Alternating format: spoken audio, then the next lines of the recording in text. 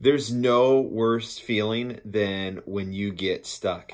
I remember when I was maybe 19 years old, I was hanging out with some friends. We were driving a vehicle and we got it stuck in a bunch of sand. And the crazy thing is the more that we tried to get it out, the more that I put my foot down on the gas, the deeper the car got stuck in the sand. And you know, as we follow Christ, there's going to be times in our life where we feel like we get stuck. There'll be situations, circumstances that we go through that it just seems like we just got over something. We are now through that, and then we're in a situation that maybe we feel is worse than the situation that we came out of. That can be challenging. And when we feel like we're stuck, we seem to make really poor choices. We'll do things that can be harmful to ourselves, harmful to our relationships, that take us away from God's presence. And that's so frustrating. But God loves us. He encourages us, and he has a plan even when we feel like we're stuck.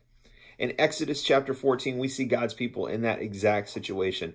For generations stuck in Egypt as slaves. But now they've been set free. They're on their way to God's promises for their life. And they come to a place by following God where they're stuck. They're stuck between the Red Sea and the Egyptians who are now following them. And a lot of times what we would love to do is say, God, get us out of this situation. But it's interesting what God did for them. God didn't lead them around the Red Sea. He didn't have them float above it. God helped them walk through it. The place where they were stuck is something that they had to go through. You and I are going to face things in our life, whether it's physical, emotional, maybe it's something with the job, maybe it's something in our relationship, something in your marriage, something at your workplace, that you feel stuck, but you've got to go through it so God can do something in you.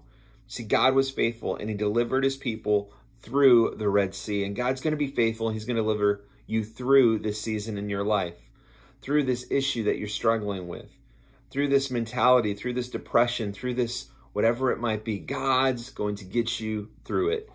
Just keep following him, keep connecting to his people, keep growing in all the ways that you can. Be intentional in what you do, and be cautious not to do something foolish when you feel like you're stuck.